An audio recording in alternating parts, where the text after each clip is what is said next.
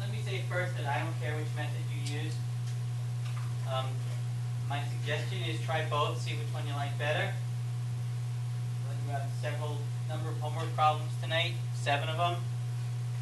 The first 2, do one way, do one the other way, see which one you like better. The other thing you might consider doing is using the second method as a way to check your answer. To do it one way, check your answer, doing it the other way, see if you get the same answer. Another way to check your answer is to simply plug this into your calculator. As long as your calculator converts to a fraction. Or if you plug 16 to the negative 2.5, you get a decimal, then you can check your answer take that fraction and turn it into a decimal. So there's many different ways you can check your answer. Now, if it's a short answer question, I'm not going to accept a decimal as an answer. So you can't just plug this into your calculator and get a decimal answer. Alright, let's go over the 2 methods. So the first way is dealing with exponents. So the first thing you need to do is take this and turn it into a fraction. Take your negative 2.5 and turn it into a fraction. Hopefully you all know how to do that. If not, you can turn it into a mixed number. So 2.5 converts to 2.5. To take a mixed number, turn it into an improper fraction, multiply the whole number by the denominator, and then add the numerator. So 2 times 2 is 4, plus 1 makes 5. Next thing we do is we write 16 as an exponent. The book, if you're following in the book or you're looking at the book, uses 2 to the 4th power. I discovered that not only is 16 2 to the 4th power, but it's also 4 squared. Get the same answer either way. So what's written in pen is using 4 to the 2nd power and not 2 to the 4th power. So now what I have is I have 4 to the 2nd times negative 5 halves. Let's fix that. So I have 4 to the 2nd times negative 5 halves. And we do have a property that says when you have something raised to an exponent, raised to another power, that's when you multiply the exponents. As opposed to multiplying 2 exponents together like we did in the Bell question and adding the exponents together. So here what I'm going to do is I'm going to multiply 4 times negative 5 halves. Or if I'm using 4, I multiply 2 times negative 5 halves.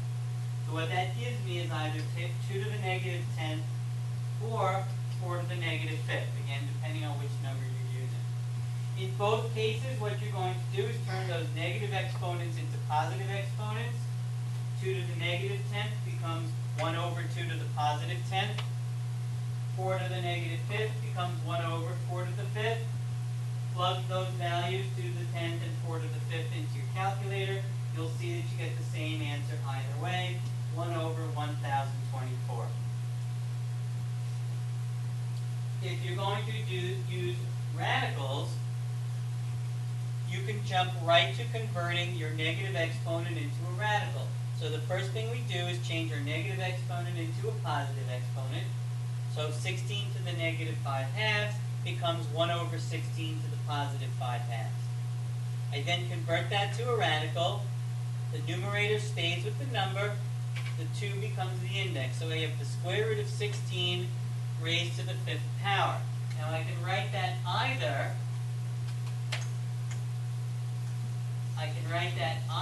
as the square root of 16 to the 5th power, or the square root of 16 raised to the 5th power. Now let me explain to you why this is a much better method here.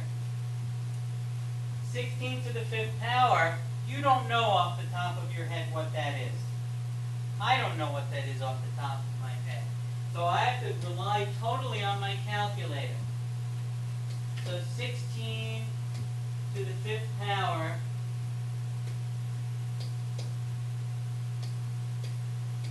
is that? 1,048,576. But what if I were to make a little mistake? What if instead of hitting the 5 key, I accidentally hit the 4th key? I get that. Does anybody sitting here know that this is not 16 to the 5th power? Can you tell me just by looking at it that this is not right? Because if you can, you got a better math brain than I do. So that's my problem with this. Plugging in 16 to the 5th power first, and then taking the square root. You are totally reliant on the calculator. Now, does everybody know what the square root of 16 is off the top of their heads? It's 4. So, but at least now, instead of having some astronomically large number that I have to take the square root of, I have 4 that I raise to the 5th power. Now maybe I don't know that off the top of my head either.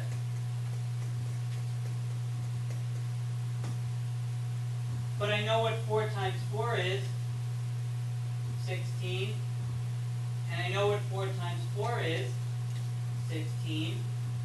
And I can do 16 times 4. Right? So I get, without too much difficulty, I get 16 times 64. I don't expect you to be able to get that off the top of your head. But 16 is somewhere between 10 and 20, right? So 64 times 10 is 640. And 64 times 20 is 1280. And you can pretty much do that in your head. Now, you know that your answer is somewhere between these two values. So that when you plug 4 to the 5th power in your calculator, you'll know whether your answer is reasonable. If you plug 4, because if you plug, let's see what 4 to the 4th power is.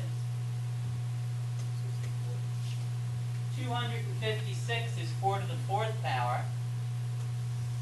Well, you know your answer has to be bigger than that. So if you get 256, you know you've done something wrong, and you go back and you check it again. Okay, let me see, maybe I hit the wrong key. There you go. Now your answer makes sense. That's using your brain to decide whether your answer is reasonable. And that's my answer, 4 to the 5th power, 1 over 24. Again, either way now. Like I said, once you get the answer, check your answer, plug this into your calculator, see what happens. Hopefully you get either. The Inspires will convert between decimals and fractions. I don't know how to do it, but we'll do it. So you can fool around on the Inspire.